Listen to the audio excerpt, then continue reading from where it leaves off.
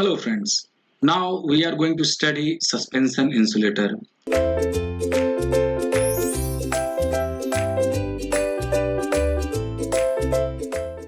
Basically, you would have seen whenever you will find a river, then if this is river flowing, if this is river flowing and there is a pole, there is a tower, there will be tower in this side, tower on this side. So there would be a cross arm here and there would be a cross arm here. So basically it will go, you will see, you will observe basically very carefully. So you will see like this is a conductor, basically this is the basically conductor.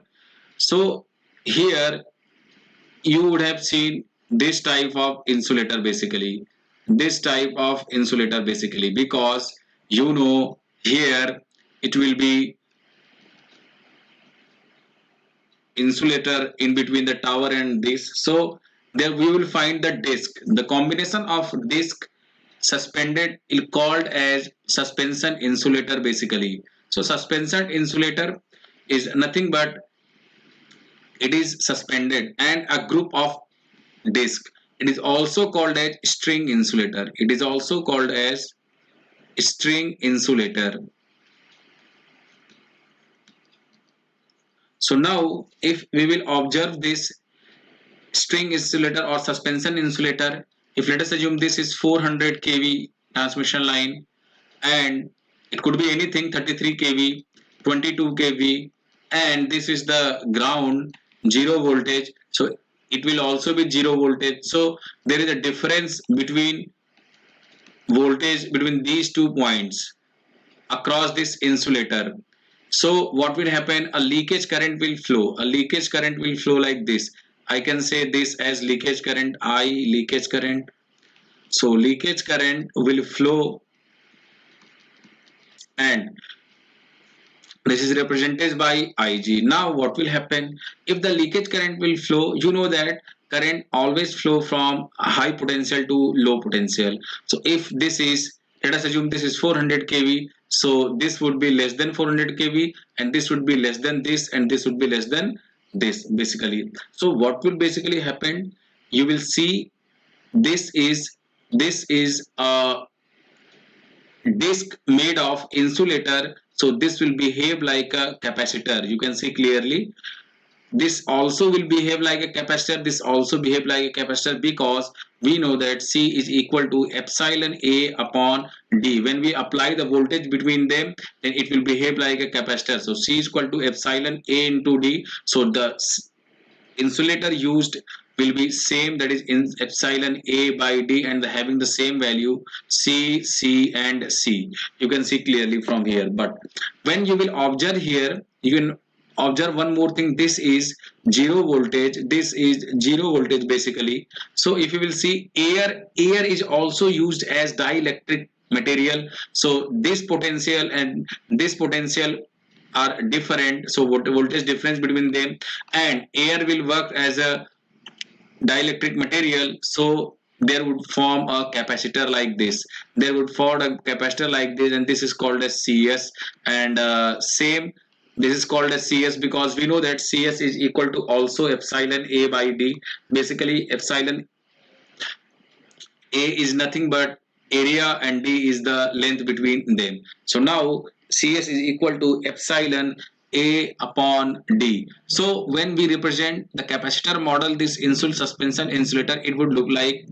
So you will observe here, this will be a capacitor, this will be a capacitor having a value of C.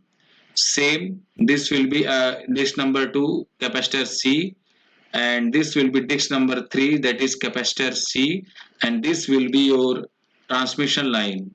This will be going to your transmission line, basically. I'm only representing by single line.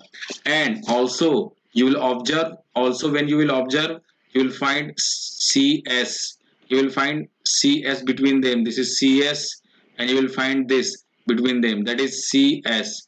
We have exactly mentioned this. So CS, CS. Now what will happen, this voltage is represented by like this. This is, let us assume, voltage V3, across this from here to here, and this is, let us assume, V2 between insulator number 2, and this is, let us assume, V3, V1. So this is V1, V2 and V3 correspondingly across all the insulator. And if you will see clearly, this is, let us assume, I3, and this is I2, and this is I1. And you can see clearly that here there would be a voltage difference between these 2 points. So current will flow, let us assume this is I2 dash, and this is, let us assume, I1 dash. So clearly we can see that if I1 is equal to I2 is equal to I3, then we can say V1 correspondingly, the mod of V1 basically will be equal to I1 into XC1. V2 mod of V2 will be equal to I2 into XC2. Basically XC1, XC2 same. Mod of V3 is equal to I3 into XC3. When I1 is equal to I2 is equal to I3, we can see from here that V1 will be equal to mod of V1 will be equal to mod of V2 is equal to mod of V3 basically. So this you can understand, but here this is not the case. I1 is equal to I2 is equal to I3 is not same. There is a branch going to this tower, that is I2 dash and I1 dash. So here I1, I2 and I3 are different. So now we are going to find out the string efficiency in the next lecture. Thank you.